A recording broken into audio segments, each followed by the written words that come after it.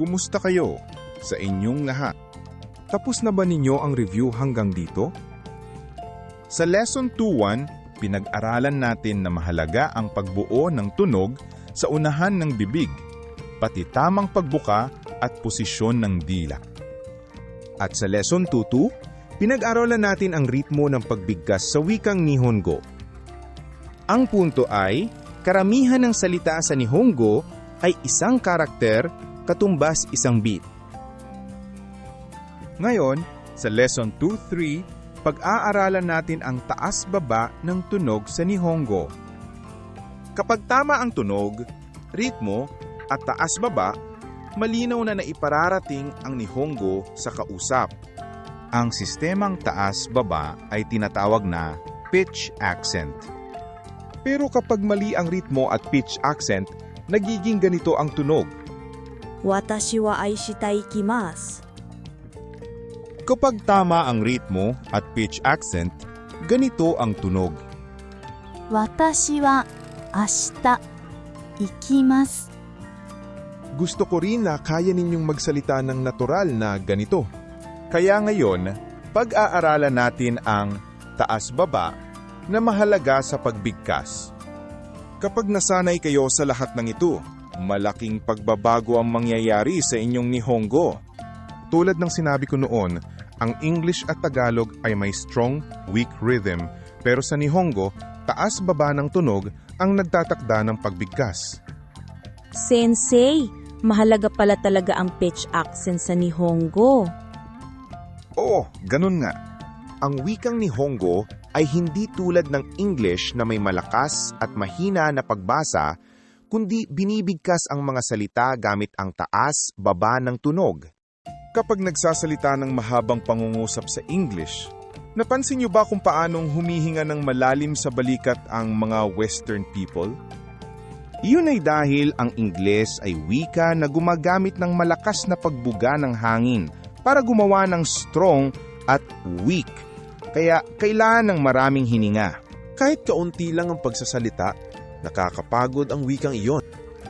Pero ang mga Nihongo na nagsasalita ng Japanese ay hindi humihinga ng ganoon sa balikat.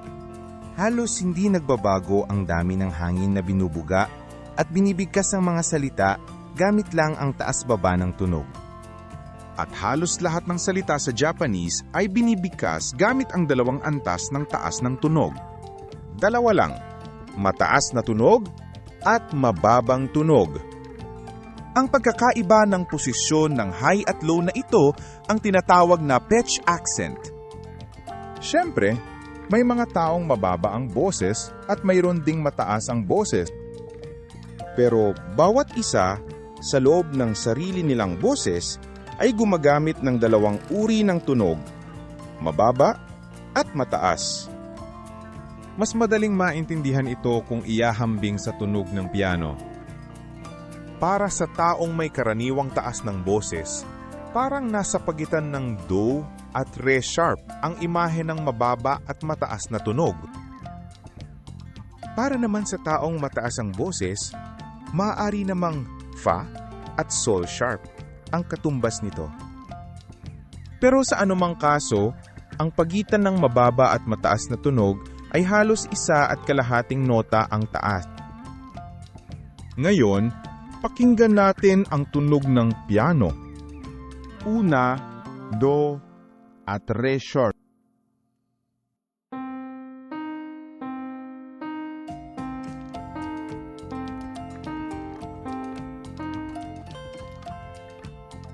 Mula na yon, kapag magpapaliwanag ako, gagamitin ko ang tawag na high, mataas, at low, mababa, para mas madaling maintindihan. Ang mga salita sa Japanese ay binibigkas gamit ang iba't ibang kombinasyon ng high at low na ganito. Sensei, nakakagulat na mataas at mababang tunog lang pala ang gamit sa pagbigkas. Pero kapag naririnig ko siya sa piano, talagang ramdam ang pagkakaiba. Sige, ipapaliwanag ko gamit ang totoong halimbawa. Una, ang mga salitang unang natututunan nyo ay ako at ikaw. Sa Japanese, ang mga salita ay watashi, anata. Ang watashi ay binibigkas na low-hi-hi. Ngayon, ilalabas ko ang Japanese at piano ng sunod-sunod, kaya paki-check kung pareho ang tahas-baba. Watashi.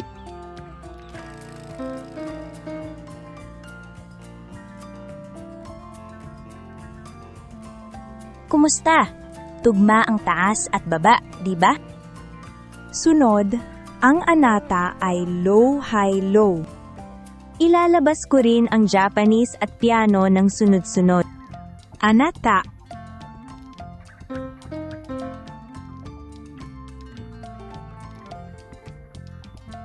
Kumusta? Dito rin. Malinaw ang tugma ng taas at baba. Ngayon, kayo naman. Patutugtugin ko ang low-high-high, kaya pakibigkas ng watashi.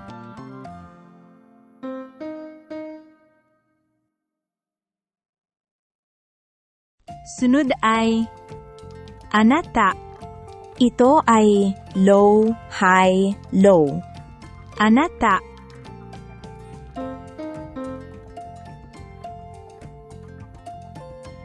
Ngayon, bigkasin nyo rin.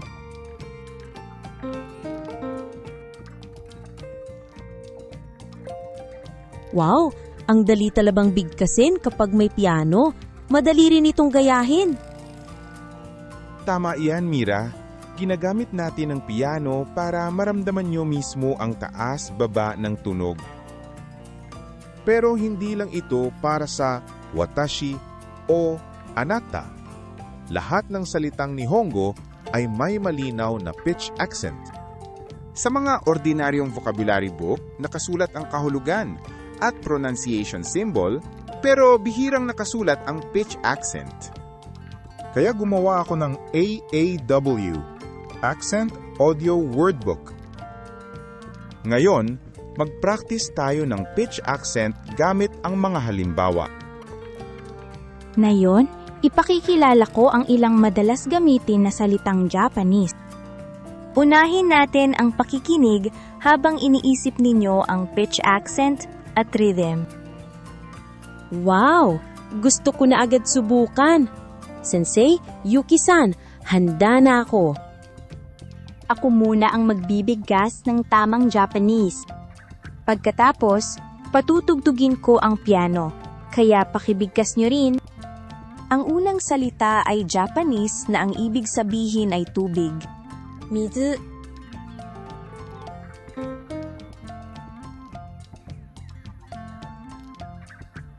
Ang susunod na salita ay Japanese na ang ibig sabihin ay tao. Sto.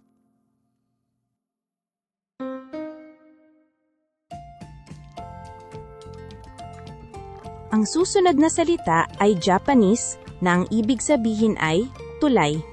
Hashi.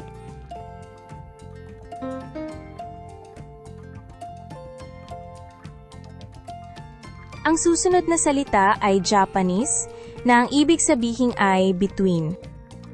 Hoshi.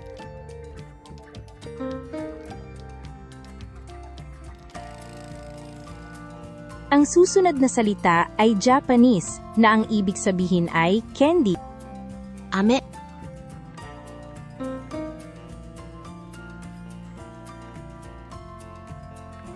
Ang susunod na salita ay Japanese na ang ibig sabihin ay ulan. Ame.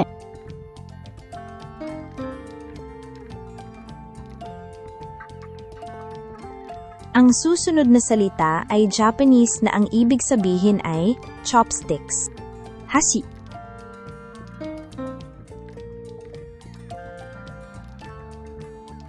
Sa tingin ko, napansin ng ilan sa inyo na may mga salitang Japanese na magkapareho ang spelling pero nag-iiba ang ibig sabihin kapag nagbago ang pitch accent. Isa itong napakahalagang punto sa Japanese. Kapag mali ang pitch accent, nag-iiba ang kahulugan kahit tama ang ritmo. Halimbawa, ganitong salita naman. Kapag binasa ng low-high, ang ibig sabihin ay tulay. Kapag binasa ng high-low, ang ibig sabihin ay chopsticks. Kapag nagkamali ako sa Japanese restaurant, baka tingnan ako ng masama ng waitress. Ganito rin ang susunod na salita. Kapag binasa ng low-high, ang ibig sabihin ay candy. Kapag binasa ng high-low, ang ibig sabihin ay ulan. Sa susunod na lesson, ipapaliwanag ko pa ng mas detalyado kung paano nag-iiba ang meaning dahil sa pitch accent. Kaya ngayon, mahalaga na masanay kayo sa pagkilala ng pitch accent. Nakakagulat pala na kahit pareho ang spelling, sobrang nag-iiba ang meaning. Kapag nag-aaral kayo ng bagong salita, ugaliing suriin kung high o low ang pitch. Halimbawa, kapag nanonood kayo ng Japanese anime, alamin ninyo kung low ba o high habang iniintindi ang tunog at kahulugan ng bawat salita. Kapag tama ang pitch accent, nagiging natural at madaling pakinggan ang Japanese. Pero kapag mali ang pitch accent, maaaring may masabi ang ibang salita nang hindi nyo namamalayan. Lalo na kapag trabaho ninyo ang sumagot sa telepono, dapat mas maingat kayo. Ha? Ang hirap naman nun. Baka iba na palang meaning na naintindihan ng kausap. Ayos lang yan, Mira. Sanayan lang ito. Kapag nag-practice ka, magiging natural ang tamang pitch accent. Sa susunod na leksyon, ipapaliwanag din namin ng mas detalyado ang mga patakaran ng pitch accent. Ang video ngayong araw ay nakatuon sa paliwanag. Mangyaring gamitin ninyo ang AAW at mag-practice ng pitch accent ng maraming beses. Kung gayon, magkita tayong muli sa susunod na lesson.